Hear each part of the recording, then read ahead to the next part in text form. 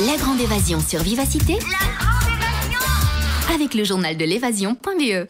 Et donc, Katia avec nous dans quelques secondes. Katia qui est adepte de l'échange de maisons. Mais c'est quoi, Sarah, le principe ? Alors, le principe, c'est simplement que c'est une façon de vivre ses vacances un peu différemment pour pas cher. En fait, c'est carrément gratuit. Le principe, c'est qu'on va prêter sa maison pour les vacances à des touristes étrangers.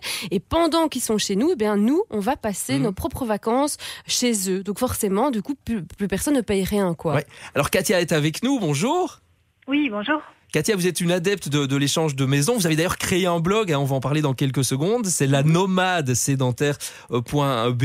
Alors, comment êtes-vous arrivé à vous intéresser à cette formule de vacances ?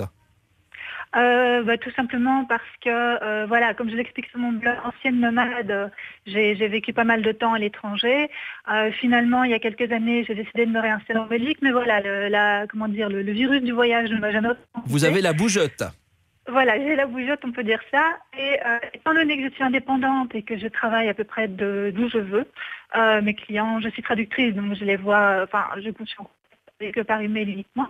Je peux travailler n'importe où. Et donc, je me suis dit, quand j'entends les échanges de maison, je me suis dit, c'est l'occasion de continuer à voyager, pour continuer à travailler. Et alors, finalement, vous êtes déjà allé où, par exemple ? Donc, vous habitez à Bruxelles, c'est ça ? Oui. Vous avez prêté votre maison ou votre appartement à Bruxelles. Et en échange, vous êtes allé où ? Alors j'ai fait pour le moment uniquement l'Europe. J'ai eu pas mal de propositions d'échange ailleurs dans le monde. Il y a vraiment une demande incroyable pour la Belgique et pour Bruxelles en particulier. Je reçois en moyenne, je dirais, 3 à 4 propositions d'échange par mois. Ah oui. Mais donc moi j'ai fait l'Espagne. Je suis allée à Valencia par exemple en 3 semaines. C'était mon tout premier échange. J'ai fait Ibiza aussi pendant une semaine. Ibiza, oui, c'est pas mal évidemment. Ibiza, c'était un très bel échange. C'était un appartement merveilleux, vraiment avec une terrasse énorme face à la Méditerranée. Voilà. Katia, pour rentrer dans cette formule d'échange de maison, il faut une maison, un appartement superbe. Est-ce que vous avez un palace, Katia ? Voilà la question. Tout le monde a envie de venir chez vous, du coup.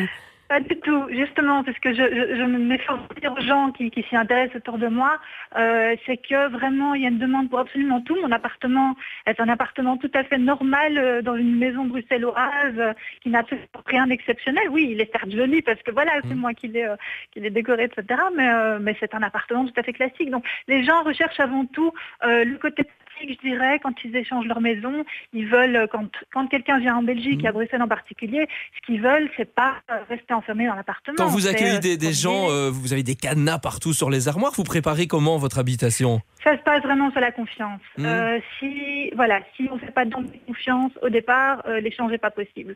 On fait connaissance par email, éventuellement par téléphone ou par Skype avant d'échanger. Finalement, le jour venu, soit on se rencontre, soit on se rencontre même pas.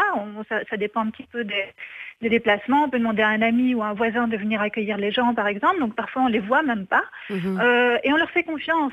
On part du principe qu'on ne ferait pas chez eux ce qu'ils n'ont pas envie de faire chez nous. Donc c'est un principe d'égal à égal, un échange d'égal à égal. Et jamais de mauvaise expérience alors ? Aucune. J'ai fait une dizaine d'échanges jusqu'à présent.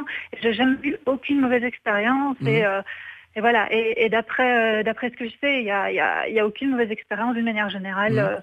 C'est chouette ça. Alors le point de départ, si on veut en savoir un peu plus, c'est quoi ? Votre blog par exemple ou d'autres sites à conseiller, Katia ? Voilà, la référence c'est évidemment mon blog. Donc c'est la nomadsédentaire.be, la nomadsédentaire.be. C'est bien ça. Sur le blog, vous allez voir qu'il y a une section dédiée aux échanges de maisons, justement, parce que je parle aussi de tout ce qui est économie collaborative en général sur le blog, donc pas uniquement des échanges de maisons, mais il y a une rubrique spéciale échange où il y a notamment la façon de procéder étape par étape pour les personnes qui sont intéressées. Et tous les sites aussi, tous les sites qui proposent des plateformes d'échange de maisons, où on peut rencontrer d'autres personnes intéressées. Ils sont tous référencés sur mon blog.